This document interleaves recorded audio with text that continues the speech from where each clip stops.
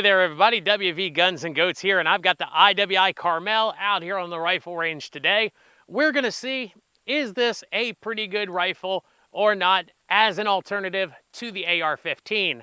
When this rifle came out, it didn't receive much fanfare, and I picked one up and I really do like it, so I wanted to show it to y'all out there watching.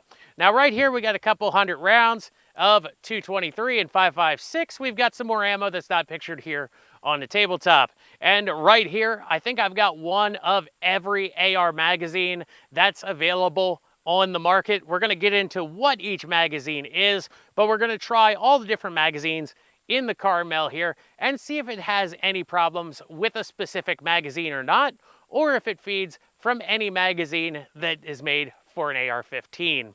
We're also gonna try it suppressed and unsuppressed. Unsuppressed with the factory muzzle brake here, and suppressed with the Otter Creek Labs Polonium 30, because this does have a dedicated suppressor gas setting on its gas plug.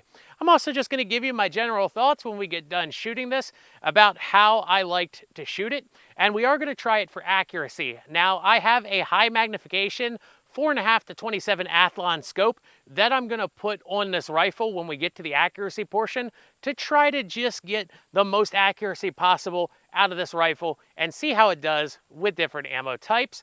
And I don't just have brass cased ammo here, I have steel cased ammo as well. So before we get started, as always, how about you go ahead and headbutt that subscribe button to join the herd here at WV Guns and Goats.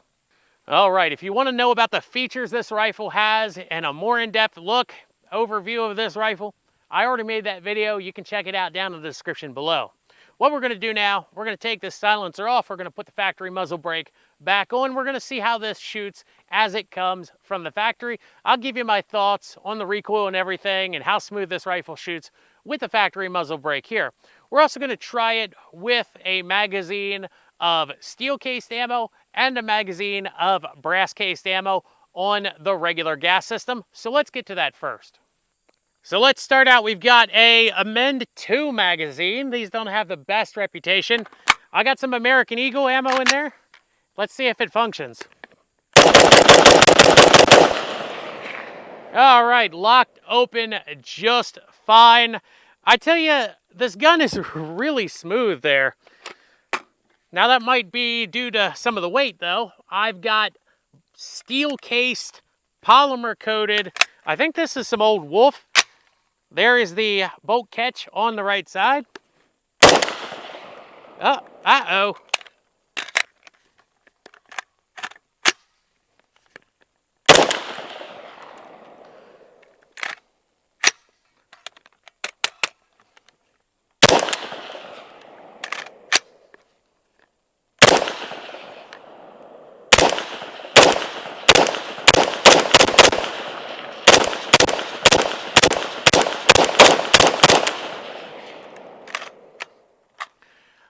Okay, we had a few hiccups there at the beginning with the Wolf ammo, but this gun only has about 50 rounds through it until I got to this magazine. You saw it getting better and better with the Wolf ammo there, so it was maybe it's just kind of breaking in a little bit. My hollow sun light's a little loose there, I'll have to tighten that up. But it started to function with the Wolf ammo without an issue. This factory muzzle brake does pretty good here at keeping the muzzle down, and the rifle recoils really smoothly and the trigger's very nice in here. But let's keep shooting this some more. We're going to change out the muzzle brake. We're going to go to the suppressor. Okay, we've got 10 rounds of brass case right here. This is American Eagle ammunition with the Otter Creek Labs Polonium 30.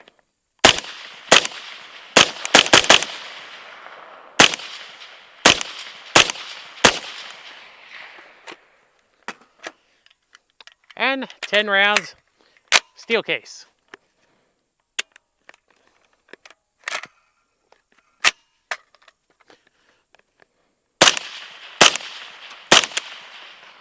Well,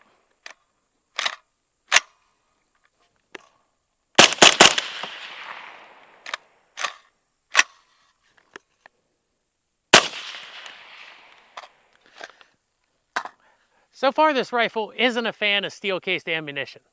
I just noticed I forgot to change this to the suppressed gas setting. That was just running it on the regular setting. I just changed it to suppressed. Let's try that again. All right, got the gas setting correct for suppressed now, and I've put the steel case in this polymer Amend 2 magazine. I got brass case in the aluminum magazine. Let's see if that fixes it.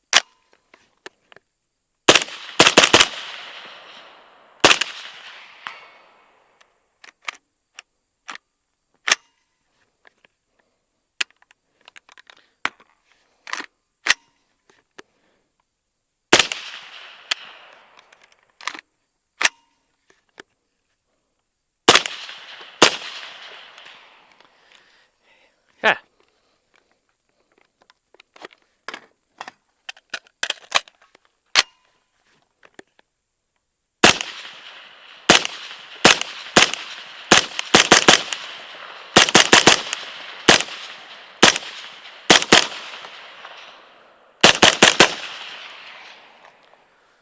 Huh. All right, gas-wise, it vents up here at the gas block. Self-regulating gas system in here. I did get just a little bit of gas to the face back here, but most of the gas is coming out up here where the gas system is. And I just don't think this rifle is a fan of the steel case. Now, years ago, steel case used to be really plentiful ammo, and after all the sanctions and everything, steel case kinda started to disappear. But I know a lot of people out there still have stockpiles of steel cased ammunition. Pretty good strikes on the primer right there. They just didn't go off. Now we know that this gun will function with the Amend 2 AR mags and aluminum C Products magazines. I've got 13 more types of magazines, different manufacturers, different capacities that we're going to try in this gun. I'll let you know which magazine we're putting in the gun. So we're going to start with an old favorite. This is actually like a Generation 0 PMag right here. It's actually the foliage green back when they were marked patent pending.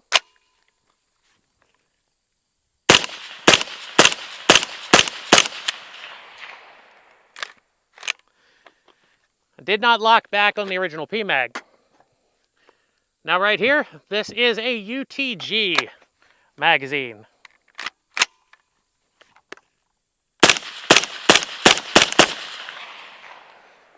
Lock back fine. C Products Defense, their old logo, matte finish.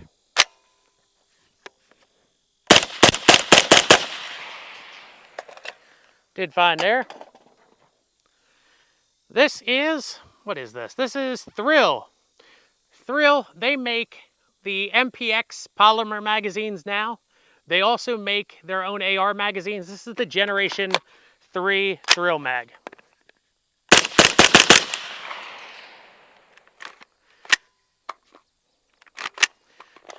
Didn't lock back on that. Orange Lancer. Pretty good color contrast there.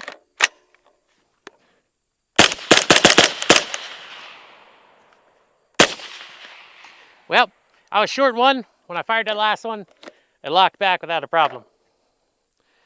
More modern PMag. I believe this is an M2 PMag.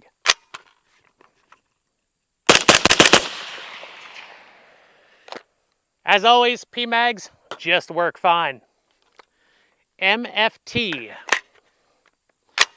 I remember when you could buy MFT accessories in Walmart for a short period of time. And their magazine worked fine there. Daniel Defense.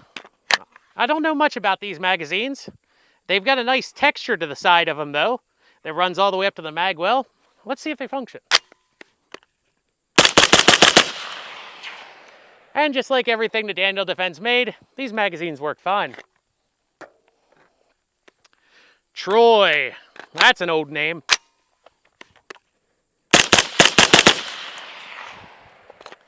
Battle mag worked fine there, locked back, went empty. Now we're getting into the sketchier mags. I got an ETS magazine right here. They're Glock mags, and MP5 magazines aren't known to be the best, but let's try out their AR mag. Had a few more rounds than 6 in that one, but it actually did function fine, and it locked back. Now, some of you old guys might remember these thermolds. These are one of the original polymer magazines for the AR-15. There we go. Oh, we had a jam. We had our first jam there. Lock that back. Drop the magazine, reinsert, there we go. Jammed again. The casing is caught by the bolt. It did not feed these magazines. As I said, they're part of the sketchy mags. They weren't known to work the best when they first came out, and they still don't work the greatest. Pro Mag, this might look like a P mag. It's not, although there is a P in the name, and that stands for please, because Pro Mag stands for please remember our magazines are garbage.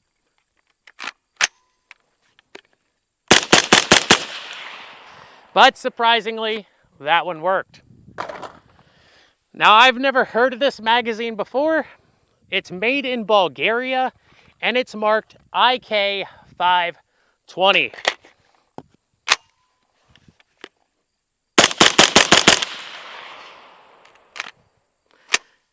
It fed every round. It didn't lock back on empty. But for the most part, most of the magazines that are known to be good functioned fine in the Carmel, with the exception of that very first Generation Zero P-Mag that we had, where it didn't lock back on empty, but it still worked. So that was the mag test with the IWI Carmel. And now that we've put all those rounds through it, it is starting to get kind of warm here on the handguard. I'm starting to feel a good bit of heat in this handguard. It's not too hot to hold onto it. Now it is, so you could hold onto it for about around 10 seconds before it started to get too hot to hold. I think you're gonna wanna use a glove if you're going to be doing a lot of high volume shooting with the Carmel. Let's go ahead and move on to the accuracy portion.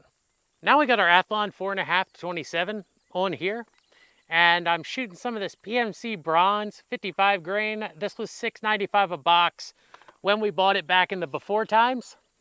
And we're gonna see how accurate the Carmel is. Now I've already went ahead and I've sighted it in at 50 yards. So I'm gonna go ahead and shoot a 50-yard group using that PMC ammo.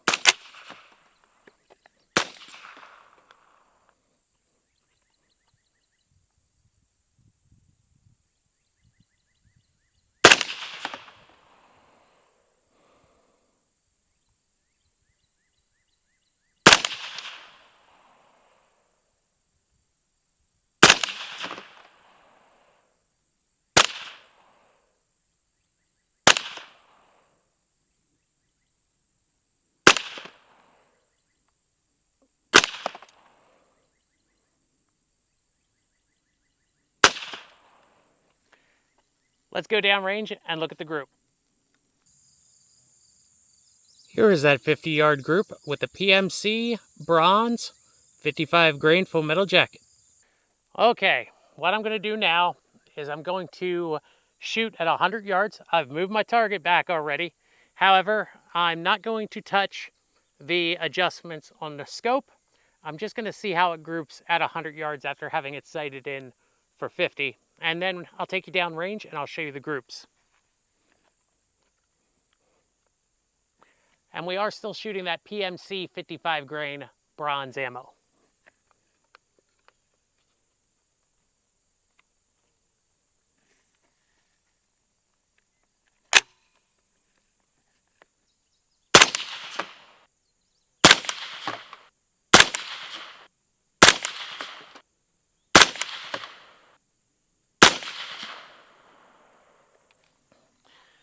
Now I have 2 targets downrange. I'm going to change ammo types and shoot at the bottom one. Give me a minute to reload the magazine and we'll come back and shoot it.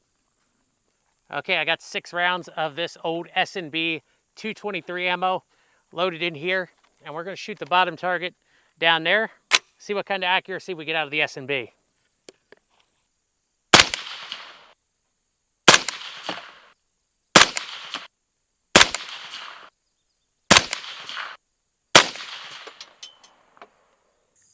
Okay, here's our group with the PMC bronze, these ones right here. These 2 were already in the target from before, and so were the ones over here.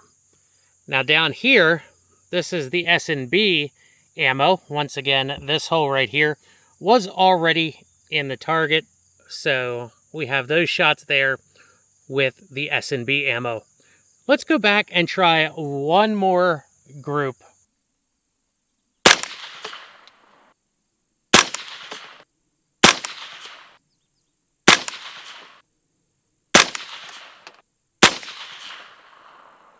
All right, everybody, 1, 2, 3, 4, 5, 6 shots, 100 yards, 55 grain ammo. I have heard that the Carmel can be more accurate with the heavier grain loadings. I just don't happen to have any of those loads like the 77 grain stuff. This was more representative of those planking loads that you're just going to buy to bring out to shoot. With a folding stock, people are going to wonder, can you shoot this with the stock folded? And the answer is yes, with a caveat. Now, you see it function there, okay? You can cause a malfunction with this gun if you close the dust cover and you have the cheek piece pulled up to any other height except all the way down. And here's what happens. See that the dust cover does not open enough for the round to eject, and that causes a malfunction. So if you want to shoot this with the stock folded and the dust cover closed, the cheek piece has to be all the way down.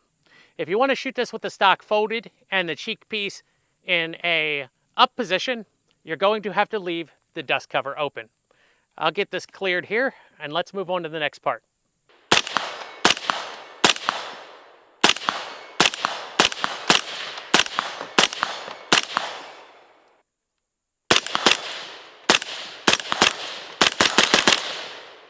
We've got some paper targets downrange. We're going to shoot 3 rounds, transition to the right, shoot 3 more rounds.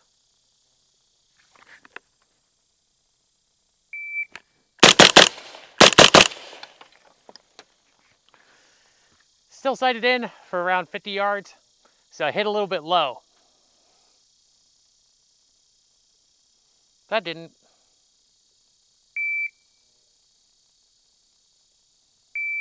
Stop. Stop! Mother...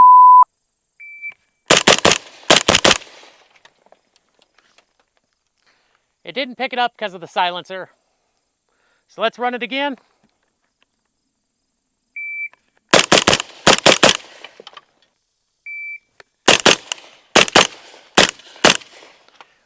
I counted 2, not 3. Timer didn't pick it up. We'll just use it for the beep. Ready?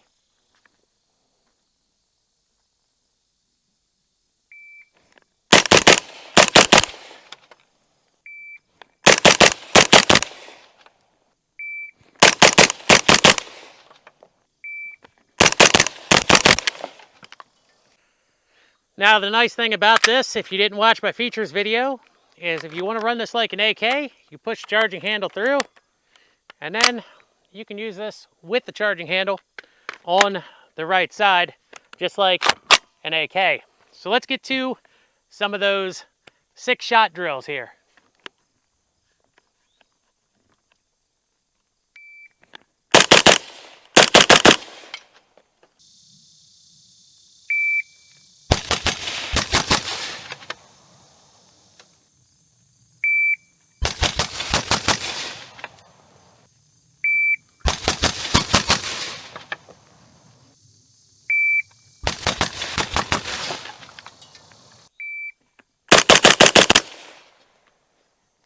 6 rounds on one target. We'll do that again.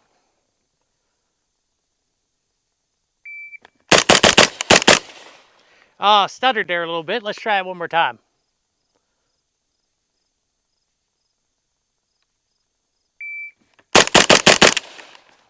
All right. Well, didn't lock open on that very last round there. Let's talk about this rifle. Set it aside, gives it some time to cool. I'll be right back with you. There you have it, everybody. We've spent 2 days out here on the range with the IWI Carmel, and we put about 500 rounds through this rifle. This rifle's functionality has been 100% with brass cased ammo. We did run into some issues when we tried older imported steel case ammo. That's kind of a relic from the late 90s, early 2000s, when you could buy a case of Wolf ammo for about $100 and spend all day out there shooting. However, it's not the rifle's fault when it came to that, because the primer hits on that ammo were really deep. They were deep enough that they should have set that primer off. It just did not go off and ignite the ammo and fire it, so I'm not blaming the gun for those malfunctions. Now, we did have some modern steel case ammo that worked fine. If you saw those bright nickel colored cases coming out of this, well, that was the modern steel case ammo. We shot about 2 mags of that ammo and it functioned fine. So maybe that older ammo just has degraded over time, even though I had it stored in an ammo can where it should have been fine. Well, it just wasn't working. So let's move on to the magazines, because that's where we had another little issue. Now, much like using that older ammo, I was trying an older magazine. I had a thermold magazine, which is one of the first polymer military magazines, and it was in my collection. I wanted to try it in this gun and see if it worked. But honestly, I haven't even tried it in a regular AR-15 to see if it works. So I had no idea if it would work at all, but it didn't work anyway. So we had 2 issues with that related to that magazine. Nobody's really going to be using those magazines anyway due to how old they are. Now the more modern magazines, they worked great. We did have a couple magazines that failed to lock back the bolt after the last round, but we tried about 15 different types of magazines in this gun just to see what would work and what wouldn't. Now, another issue I had was this handguard here. Being aluminum, it's nice, wide, and easy to hold on to, but it also kind of acts like a heat sink, being right here around the gas system and around this thinner profile barrel. And thinner profile barrels tend to heat up quicker, but they also cool down quicker as well. And this handguard started to get uncomfortable to hold after about 10 seconds of holding onto it, after we shot about 2 to 3 magazines through this gun in a row. So if you're going to do a high round count with the Carmel, make sure you get yourself some gloves to protect your hands from the heat on this handguard. Now, the gas system in this gun did really well. We shot it exclusively suppressed. We shot a couple mags through it unsuppressed though. And even when I had the gas setting with the can on here, I had it on the regular setting, the gun would work in the wrong setting, and it worked on the suppressed setting just fine. The gun sounded good to the ears. I didn't notice much pop at the port here, and the gas was handled mostly up here at the gas block. Now, this is an Otter Creek Labs Polonium 30. It is not a low back pressure can. So we got a lot of gas coming out right here. And unfortunately, I was still getting some gas coming out right here where the stock meets the receiver. So I was getting some gas to the face coming out of this area right here. Now let's talk about this stock here. It is a very sturdy stock, and it can be fired folded, but as I showed you in the video, you can induce a malfunction if you're not mindful of the cheek piece on the stock. And because of the size of this latch right here, it does take some force sometimes to latch this stock into the shooting position. So how was this gun on accuracy? Well, we put the large Athlon scope on here to see how it did. And I would say that this gun has acceptable accuracy, especially if you're judging it by military standards for accuracy. Now, we were just shooting 55 grain PMC bronze. I have heard that this gun is more accurate with the match grade heavy 77 grain loads, but being match grade ammo, I hope it would be more accurate in this rifle. We were still able to get groups at 100 yards that you could cover with your fist with that plain old 55 grain full metal jacket plinking ammo. So I would say that the Carmel has acceptable accuracy, and that is helped by its excellent trigger. The trigger in this gun, for a gun from a military company, felt like a good aftermarket AR trigger. And that's a good thing because there's no aftermarket options for upgrading the trigger in this gun. So it's nice that the one it comes with from the factory feels the way that it does here. So everybody, I don't think that this rifle is gonna replace the AR-15. I think it's an interesting rifle, and I think it's an option for those of you out there who are bored with the AR-15 platform, who are looking for a piston-driven gun that suppresses well and might be something a little bit different to get the guys at the range to ask you, hey, what's that gun? I've never seen one of those before. If you want to find out about everything that IWI makes, you can check them out at www.iwi.us. And let me know in the comments section down below, do you own a Carmel? What do you think about it? Have you shot one before? Have you handled one at the gun shop? Were you interested in the Carmel? Just let me know, comment down below. It really helps the channel out. And everybody, as always, this has been another WV Guns and Goats video. And remember, if you're not out there having fun shooting, well, what are you doing?